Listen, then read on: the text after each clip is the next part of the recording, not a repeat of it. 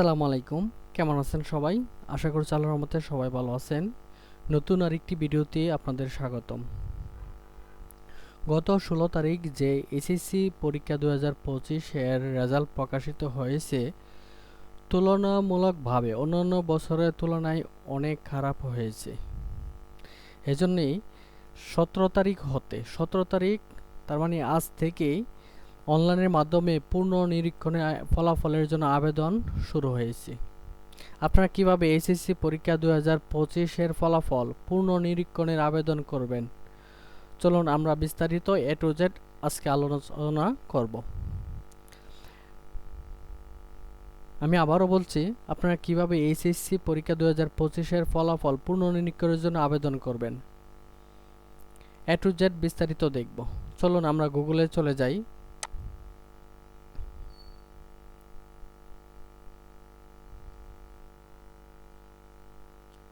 আমরা প্রথমে গুগলে চলে যাব।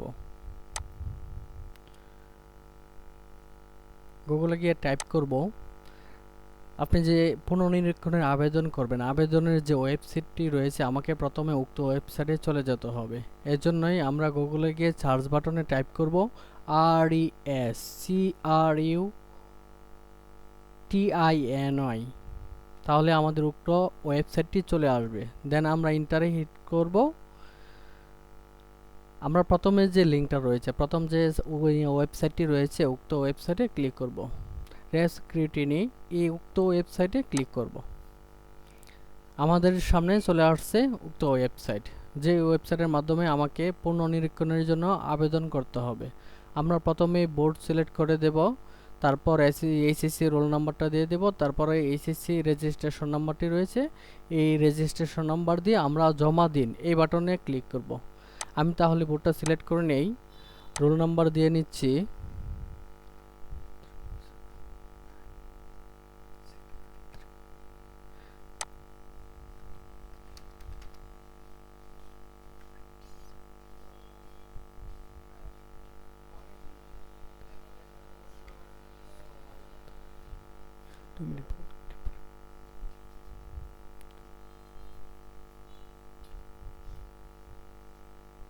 আমরা এখানে বোর্ডটা প্রথমে সিলেক্ট করে নিলাম, তারপর এইচএসসি যে রোল নাম্বারটা আছে, রোল নাম্বারটা দিয়ে দিলাম, রেজিস্ট্রেশন নাম্বারটা দিয়ে দিলাম, তারপর আমরা জমা দিন বাটনে ক্লিক করব।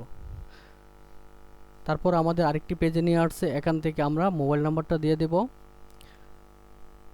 পুনরায় আবার সেম নাম্বারটা দিয়ে দেব, যে নাম্বারের মধ্যে যখন পুনর্নিরীক্ষণের রেজাল্ট পাবলিশ করা হবে আমার ফোনে এসএমএস চলে আসবে। তো সক্রিয় একটি মোবাইল নাম্বার আমরা দিয়ে দিব, আমরা দিয়ে নিচ্ছি।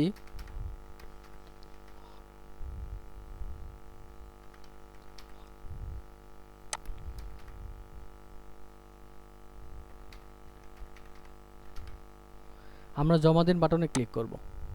জমা দিন বাটনে ক্লিক করার পরে আরেকটি পেজ আমাদের নিয়ে আসছে, এখান থেকে বিষয় নির্বাচন করুন। আপনি যে বিষয়ে অ্যাপ আসছে, আপনাকে বিষয়টা এখান থেকে সিলেক্ট করে নিতে হবে। আমরা এখানে দেখতে পাচ্ছি যে এই প্রার্থীর ইংলিশ যে পত্র রয়েছে, এই পত্রে অ্যাপ আসছে, তাহলে আমরা এখান থেকে নির্বাচন বাটনে ক্লিক করব। ক্লিক করার পরে আমাদের এখানে টোটাল ফ্রি সহ এখানে আমরা দেখতে পাচ্ছি মোট পরিশোধযোগ্য ফি হচ্ছে ৩০০ টাকা। এখন আমরা ফ্রি প্রদান করুন এখানে ক্লিক করব। ক্লিক করার পরে আমরা এখানে যে দেখতে পাচ্ছি ফ্রি প্রদানের জন্য বিষয় নির্বাচিত হয়েছে, আপনাকে ৩০০ টাকা পেমেন্ট করতে হবে। প্রতি পত্রের জন্য ১৫০ টাকা, উভয় পত্র হলে ৩০০ টাকা পেমেন্ট করতে হবে। আচ্ছা, আমি জমা দিন বাটনে ক্লিক করছি। এখানে দেওয়া আছে পেমেন্ট যাচাই ব্যর্থ হয়েছে, দয়া করে আবার চেষ্টা করুন।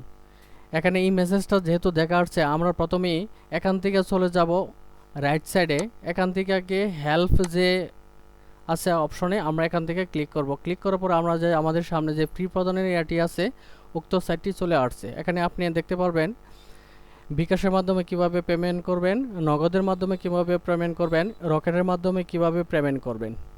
আমরা এখান থেকে যদি বিকাশের মাধ্যমে পেমেন্ট করি, তাহলে আমরা একটু নিচে চলে যাই, বিকাশে ক্লিক করলাম। ক্লিক করার পরে আমরা এখান থেকে দেখব আবেদন প্রি প্রদানের নিয়মাবলী এখানে দেওয়া আছে। আমরা প্রথমে বিকাশে চলে যাব, বিকাশ থেকে এডুকেশন ফ্রি যে রয়েছে এখানে ক্লিক করব। ক্লিক করার পরে সার্চ বাটনে গিয়ে আমি সার্চ করব এইচএসসি 2025 রেস্কিউনিটি। এখানে ক্লিক করার পরে চলে আসবে। এখান থেকে বোর্ড সিলেক্ট করব, পাসিং ইয়ার দেব, রোল নাম্বার দিয়ে পরবর্তী অপশনে চলে যাব। পরবর্তী অপশনে যাওয়ার পরে আপনার যে প্রার্থী আছে প্রার্থীর নাম দেখাবে, আপনার ফি প্রদান কত টাকা প্রদান করবেন উক্ত দেখাবে। দেখানোর পরে আপনি পিন নাম্বার দিয়ে নেক্সট বাটনে চলে যাবেন। আমি আবারও প্রি প্রদানের নেক্সট বাটনে চলে গিয়ে আমি আবার উক্ত ওয়েবসাইটে চলে আসছি।